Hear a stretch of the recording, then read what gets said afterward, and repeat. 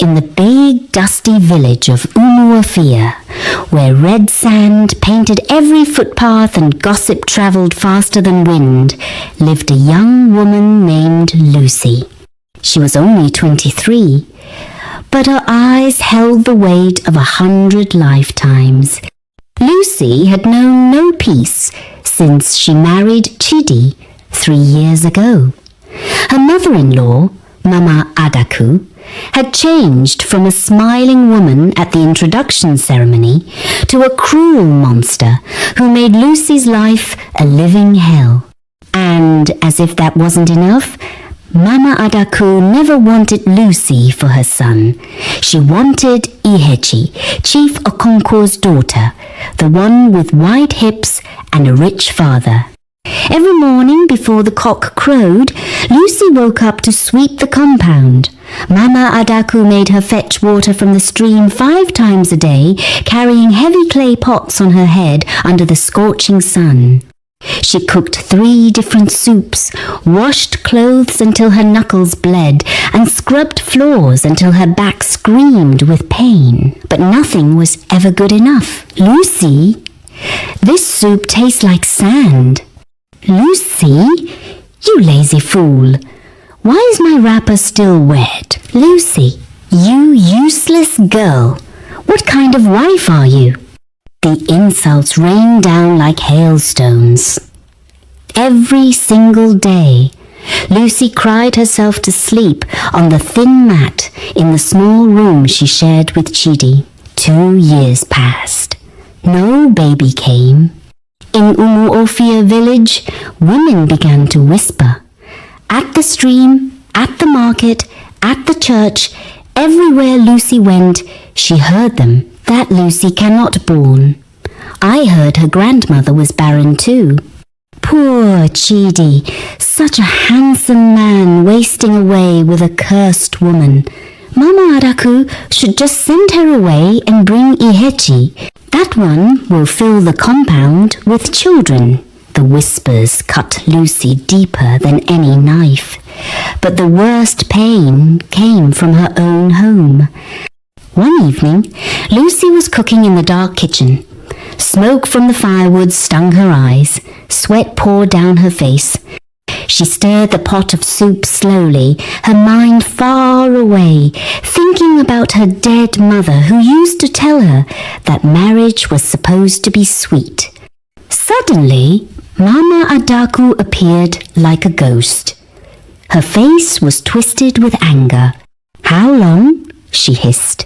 "How long will you stay in my son's house, eating our food, wearing our clothes, using our water, and giving us nothing?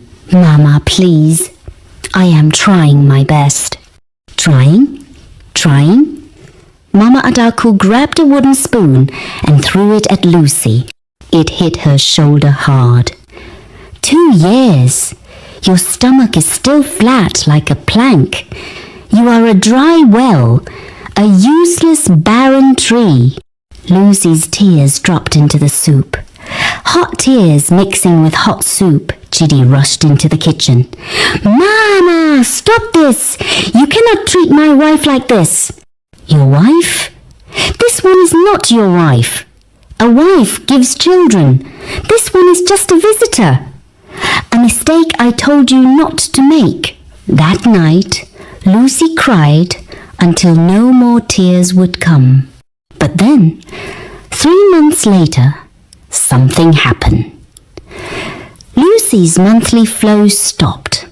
Her breasts became tender. She felt sick every morning. She was pregnant. Joy exploded in her chest like fireworks. Finally, Mama Adaku would love her. Finally, the village would stop whispering. Finally, peace would come. She told Chidi first. He lifted her up and spun her around, laughing and crying. They ran to tell Mama Adaku, but Mama Adaku just stared at Lucy's stomach with cold, dead eyes. We shall see if this baby looks like my son. Many women bring bastard children into their husband's house. The words froze Lucy's joy like ice water. The pregnancy was hard. Lucy's body ached everywhere. Her feet swelled like balloons. But Mama Adaku showed no mercy. She still made Lucy carry water, work on the farm under the hot sun, and do all the heavy chores. Work hard, so the baby will not be lazy like you, Mama Adaku would say with a wicked smile. 9 months later, Lucy gave birth to a beautiful baby boy at the village health centre. His skin was smooth like honey. His eyes were bright. His tiny fingers wrapped around Lucy's thumb. She named him Chukwuemeka. God has done well. She carried him home to Umuofia village, wrapped in a clean white cloth. Now everything would be fine. Now Mama Adaku would change.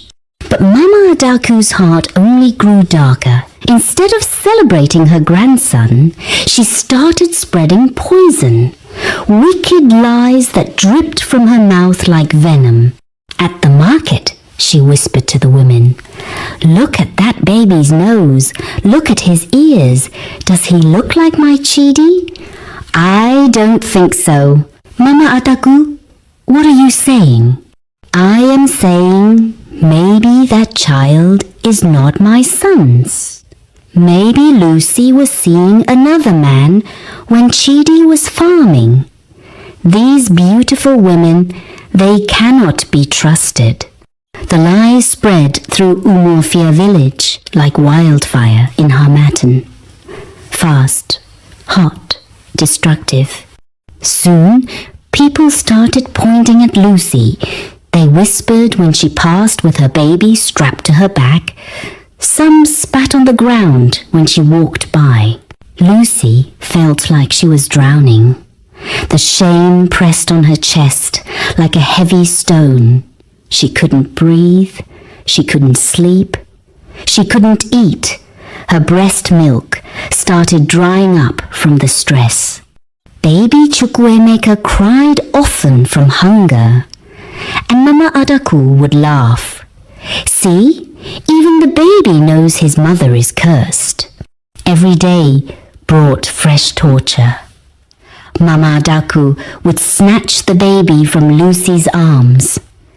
"Let me hold him before his real father comes to collect him." She served Lucy food in a broken plate, while everyone else ate from good ones. She sent her to the stream 10 times a day just to watch her suffer. And Chidi, the man Lucy loved, he started changing. The village rumors poisoned his mind slowly. He looked at his son with doubt. He came home late. He stopped defending Lucy.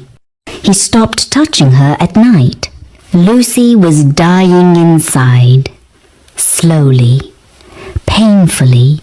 6 months after the baby was born, Mama Adaku's real plan became clear. She wanted Lucy gone so Chidi could marry Ihechi. Mama Adaku started inviting Ihechi to the compound every week. "Come, my daughter, visit us. Bring soup for my poor son who is suffering with a useless wife." Ihechi would come wearing beautiful clothes that showed off her full curves. She would laugh loudly and touch Chidi's arm while talking. Her fingers would linger on his shoulder. Lucy watched it all. Helpless, powerless, dying, she tried to talk to Chidi. "Your mother is trying to replace me with that woman." But Chidi was tired. Tired of drama. Tired of his mother's complaints. Tired of everything. "Lucy, stop being jealous. Ihechi is just visiting." "Visiting? She touches you like a wife." "You are being foolish." That word struck Lucy like a slap. Foolish. She realized then that she was losing him. Then came the day everything shattered. Lucy returned from the stream with water balanced on her head and her baby on her back. The sun was setting over Umuofia village, painting the sky orange and purple. She was exhausted. Her feet hurt. Her back ached. Her heart was heavy. As she entered the compound, she heard laughter. Mama Adaku was there. Chidi was there. And Ihechi stood in the middle of the compound wearing a stunning Ankara dress, blue and gold patterns that shimmered. Her body was full and womanly. She was touching Chidi's arm and smiling at him like he was already her husband. "My son," Mama Adaku said sweetly, "Ihechi came to encourage you in these difficult times. She is such a good woman." "What difficult times?" Lucy asked, stepping forward. Mama Adaku's eyes flashed with hatred. "The difficult time of a man trapped with a woman who brought another man's bastard into his house." "That is a lie!" Lucy screamed. "You know it is a lie." "Do I? Then why does the whole of Umuofia village say the same thing? Where there is smoke, there is fire." Ihechi moved even closer to Chidi. She touched his chest. "Chidi, you don't have to suffer. I am here. I will give you real children, children that look like you, children you can be proud of." Something broke inside Lucy. She marched forward and pushed Ihechi's hand away. "Don't you dare touch my husband." She slapped her. The sound echoed through the compound like a gunshot. Mama Adaku's hand had struck Lucy's face so hard that she stumbled backward. The baby on her back started crying. Lucy tasted blood in her mouth. "How dare you!" Mama Adaku screamed. Spit flew from her mouth. "How dare you disrespect a visitor! You cursed woman! You barren thief! I gave you a grandson!" Lucy cried, blood and tears mixing on her face. "That bastard is not my grandson! Get out! Get out of my house! Get out of Umuofia village! Take your cursed child and disappear! You are nothing! You hear me? Nothing!"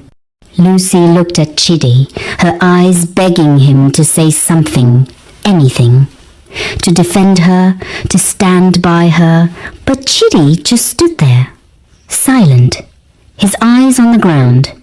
In that crushing silence, Lucy's heart died. She packed her few belongings in an old bag, 2 wrappers, 3 blouses, a faded photo of her mother.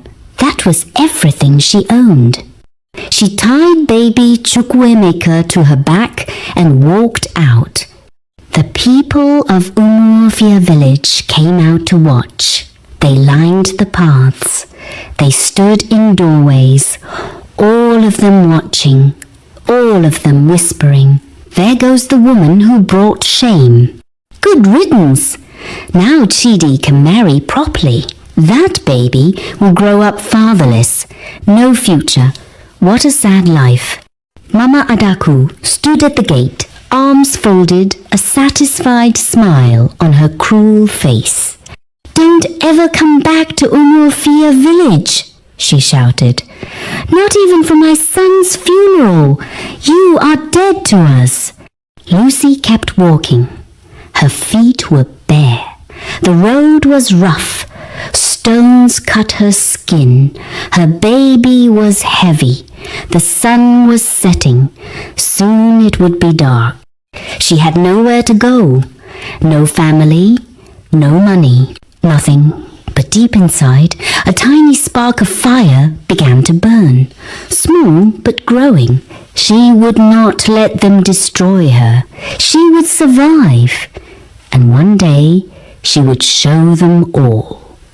Lucy went to Lagos, the big, noisy city where nobody knew her story. She found work as a housemaid for a family in Surulere.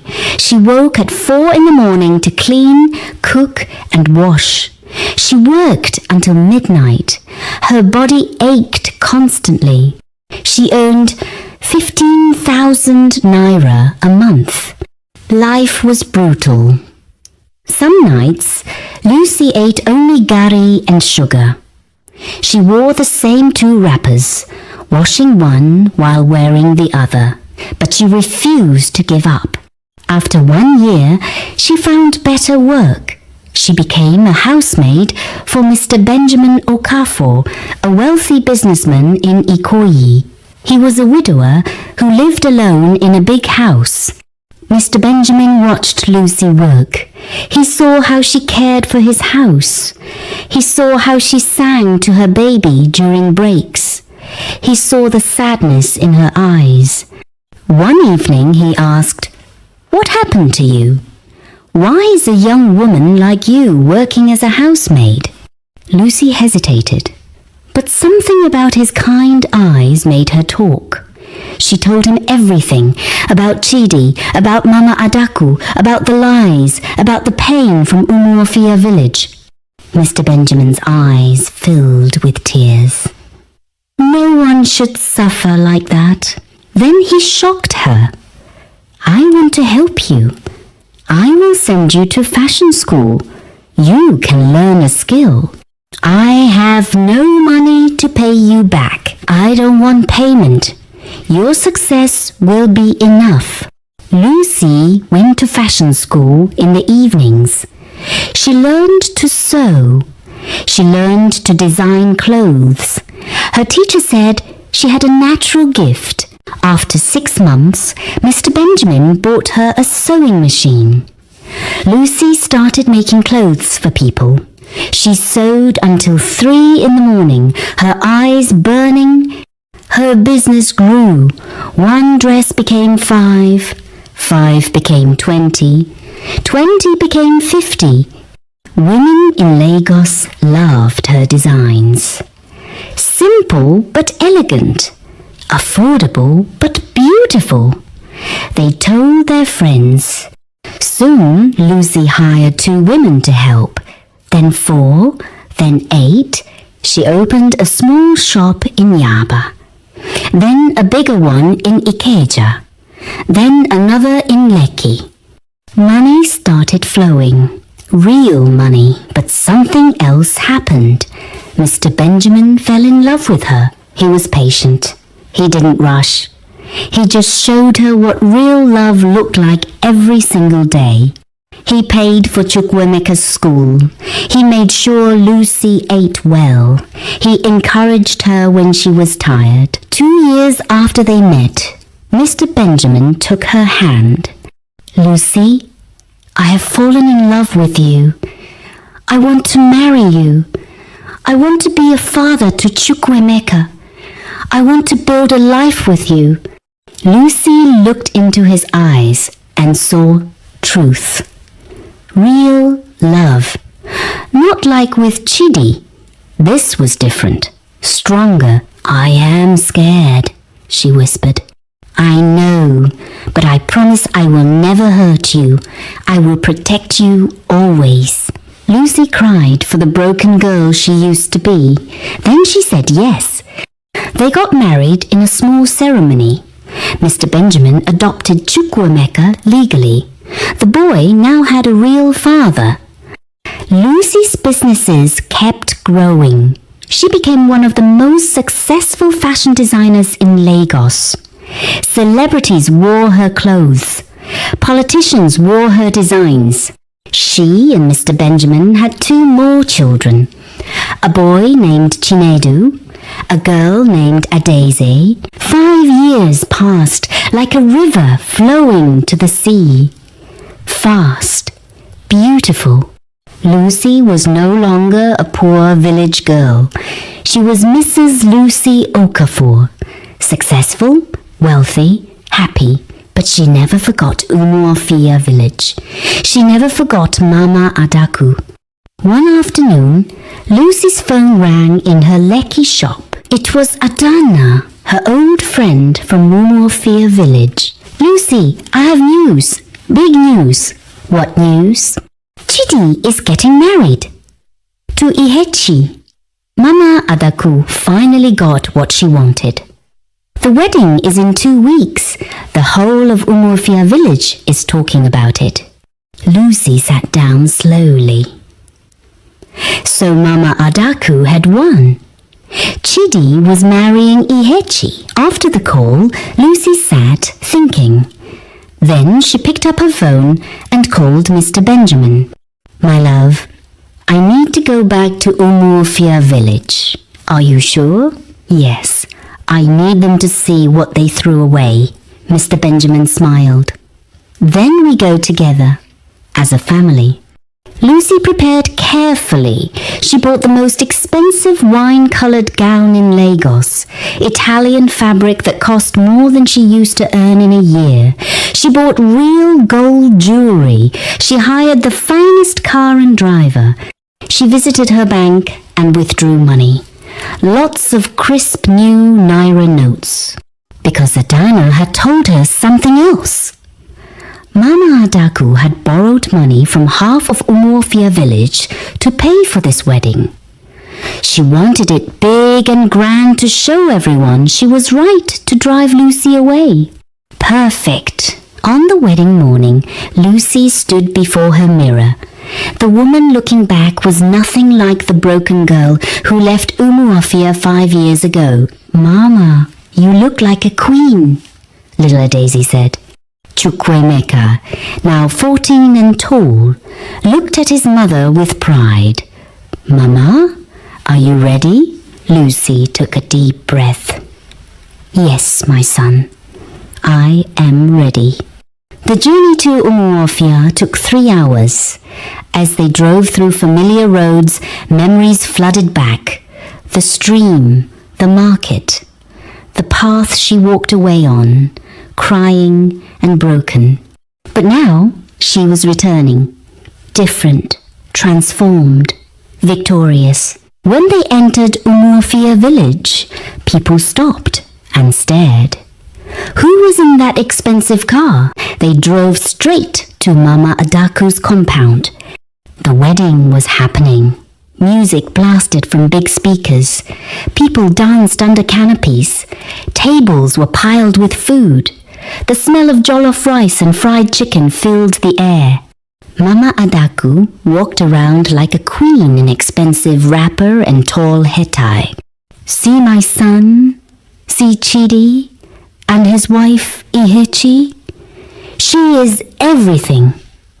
Not like that useless Lucy who ran away 5 years ago." Chidi sat at the high table next to Ihechi in her white dress. She looked beautiful, but Chidi's eyes were empty. Like a trapped man, the pastor was setting up. The ceremony was about to begin. Then someone shouted, "Big car! Big car coming!"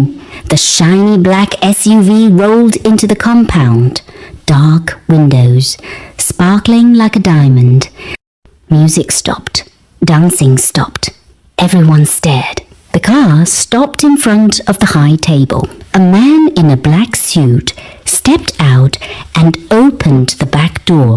Lucy stepped out. Wine-coloured gown hugging her curves. Gold necklaces sparkling. Gold bangles jingling. Skin glowing like honey. Behind her, 3 children stepped out. First, Chukwuemeka, 14, tall, wearing a tailored suit. He looked exactly like Chidi. Exactly. Same nose, same eyes, same everything. Then a younger boy in a suit, then a little girl in a pink dress. Behind him, Mr. Benjamin stepped out, distinguished, powerful, wealthy. Mama Adaku's face went white like chalk. Her cup crashed to the ground, shattering. "No? Lucy?" Lucy smiled. Calm, sweet, deadly. "Hello, Mama Adaku. Hello, Umuofia village.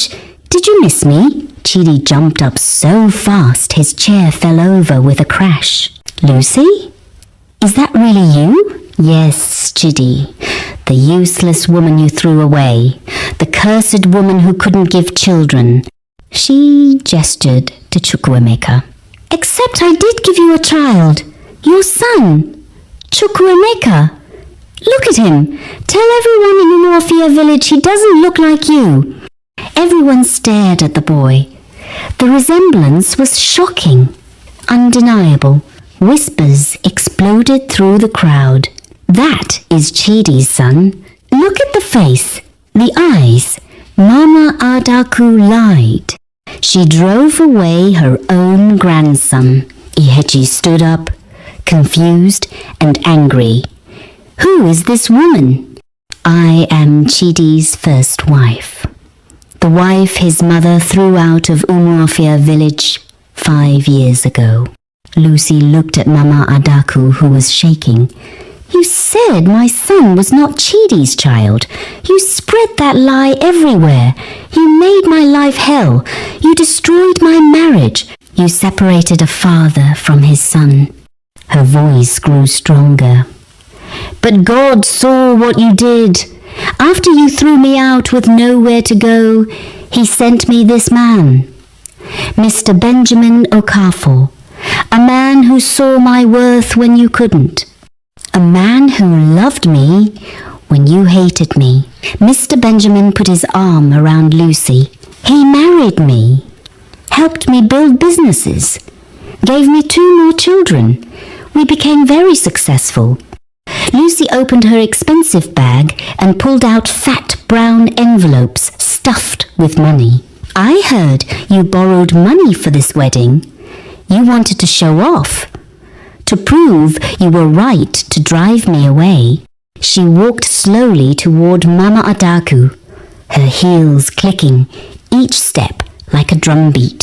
Mama Adaku tried to move but couldn't, frozen by shock.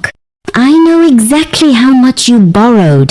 25,000 from Chief Eze, 30,000 from the village cooperative, 40,000 from Deaconess Ngozi, 15,000 from Brother James, 20,000 from Mama Obi." She started pulling out crisp new Naira notes. "Chief Eze," an old man stood up, trembling. "Your 25,000. Plus 5,000 extra for your trouble." She walked to him and placed the money in his shaking hands. His eyes filled with tears. "Deaconess Ngozi, your 40,000 plus 10,000 extra. Village Cooperative, your 30,000 plus 5,000. Brother James, your 15,000 plus 3,000. Mama Obi, your 20,000 plus 5,000. One by one, Lucy called names. One by one, she paid every single debt Mama Adaku owed in Umuofia village. The guests couldn't believe it. Some started crying, some clapping. Everyone was shocked. That was almost 200,000 naira. More money than most people in Umuofia would see in 5 years. Mama Adaku's legs collapsed. She fell to the dusty ground. Her expensive wrapper spread around her. Her tall head tie tumbled off. "Why?" she whispered, voice broken. "Why are you doing this?" Lucy looked down at her. Tears rolled down Lucy's face, but her voice was strong. "I am doing this so everyone in Umuofia village will know the truth. The woman you called barren has 3 children. The woman you called cursed is blessed. The woman you called useless built an empire. The woman you said was nothing became everything." She turned to everyone. "I came today not for revenge. I came to show truth.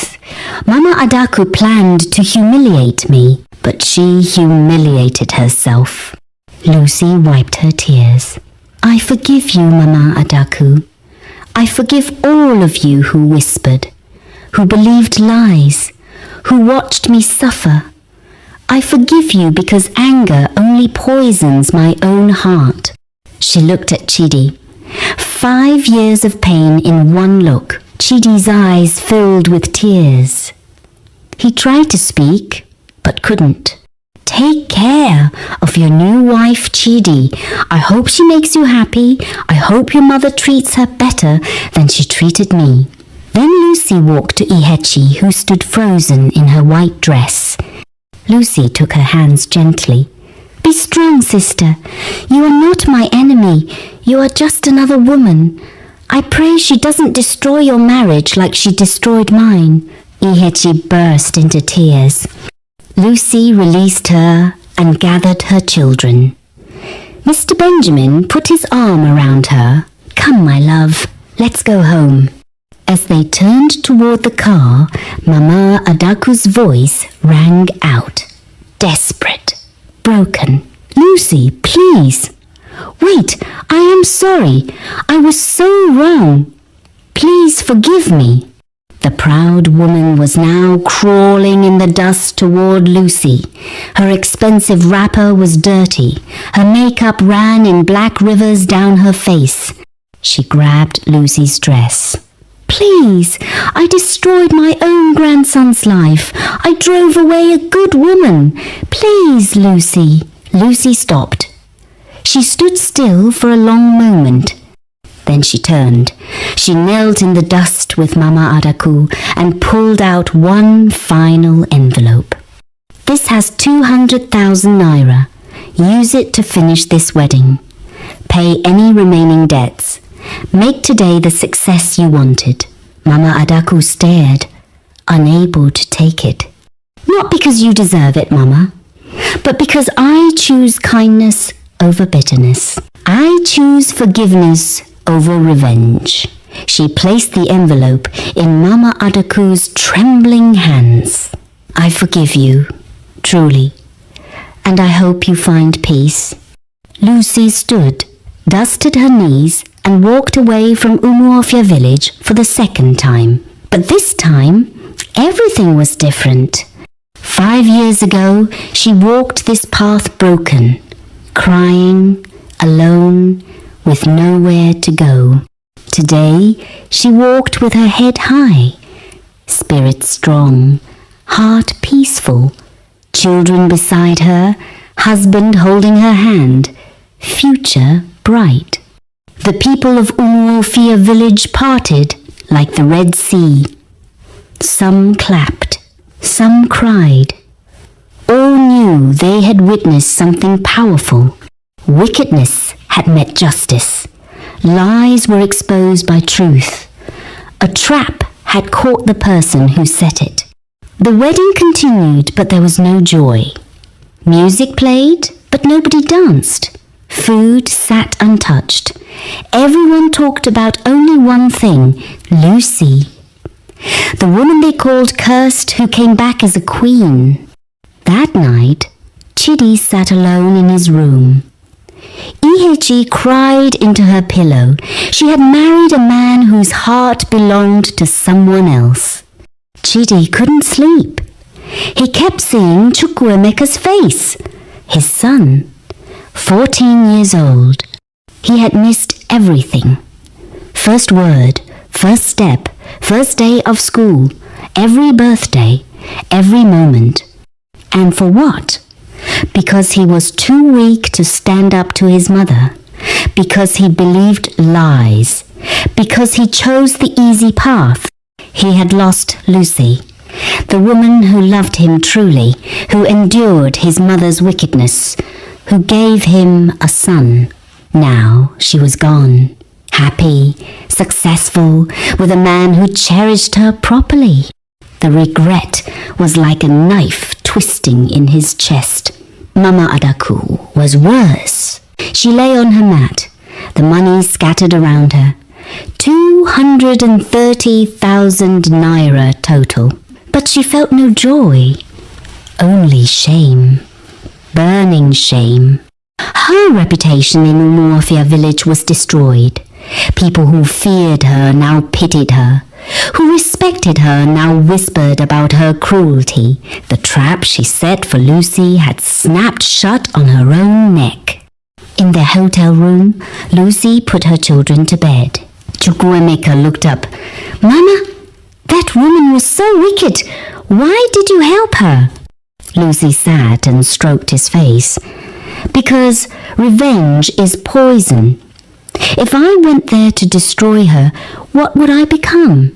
Just like her, wicked, bitter, hateful. But she deserved to suffer." "Maybe, but making her suffer wouldn't heal my wounds. When you seek revenge, you dig two graves, one for your enemy and one for yourself." She kissed his forehead. "I gave her that money to show that kindness is stronger than wickedness, that forgiveness is stronger than revenge, that success is the best response to doubt."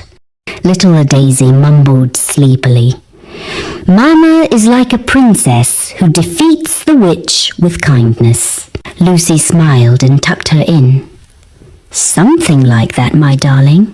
Mr. Benjamin wrapped his arms around Lucy. "I am so proud of you. You showed more grace today than most people show in a lifetime." Lucy leaned into his embrace. She felt complete peace.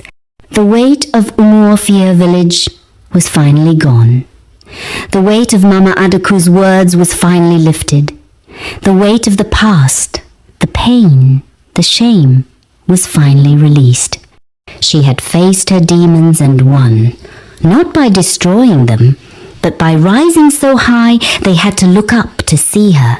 Mama Adaku had planned the perfect trap, a public wedding to replace Lucy with Ihechi, to show Umuofia village that driving Lucy away was right.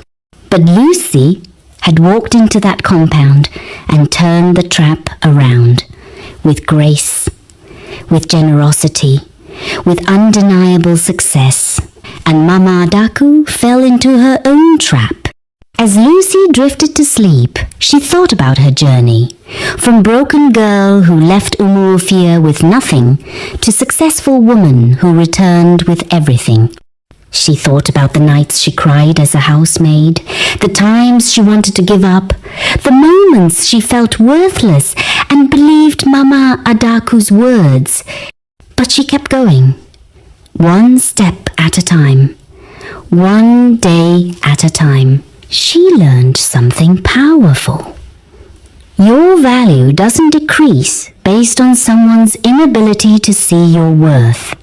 Mama Adaku couldn't see Lucy's worth, Umuofia village couldn't see it, even Chidi couldn't see it. But that didn't make Lucy worthless. It just meant they were blind. And now everyone could see clearly. The barren woman had 3 children. The cursed woman was blessed. The useless woman built an empire. The worthless woman was priceless. Everything Mama Adaku said Lucy couldn't do, she did. Everything Mama Adaku said Lucy would never become, she became. And more. That was the ultimate victory. Not revenge, not destruction, but transformation. Turning pain into power, turning rejection into resilience, turning tears into triumph. My dear besties, Lucy's story teaches us something powerful. When people try to break you, don't break. When they try to bury you, remember you are a seed. When they throw you away, rise up and show them you were always gold. The people who hurt you are not your judges. The people who reject you don't define you. The people who can't see your worth don't determine your value. You do. If you are going through pain right now, if someone is calling you worthless, if you feel broken, remember Lucy. She lost everything, but she didn't lose herself. She was rejected. But she didn't reject her dreams. She was called cursed. but she refused to live cursed. 5 years later, she returned. Not with anger, not with bitterness, but with success so undeniable nobody could question it. Your day is coming. Your moment is coming. Your time to shine is coming. Don't give up. Keep working. Keep believing. Keep pushing forward. And when your moment comes, don't waste it on revenge. Use it to show grace. Use it to inspire others. Use it to prove that kindness wins. Because living well is the best revenge. Lucy could have destroyed Mama Adaku, but she chose to free herself instead. She could have been bitter, but she chose to be better. She could have cursed them, but she blessed them, and that is why she won. Not just the battle, but the war. Not just in Umuofia village, but in her own heart. She found peace. Real, lasting peace. And that is the greatest victory of all. If this story touched your heart, hit that subscribe button right now. Join the African Stories by Priceless family. We share stories like this every week. Stories that inspire, stories that teach. Stories that transform. Drop a like on this video. It helps more people discover this message. People who are broken right now. People who need hope. Share this video with someone going through hard times, someone who has been rejected, someone who needs to hear that their story is not over. Tell me in the comments, have you ever been treated like Lucy? Have you ever been thrown away? How did you rise? I want to hear your story. See you in the next video. Stay blessed.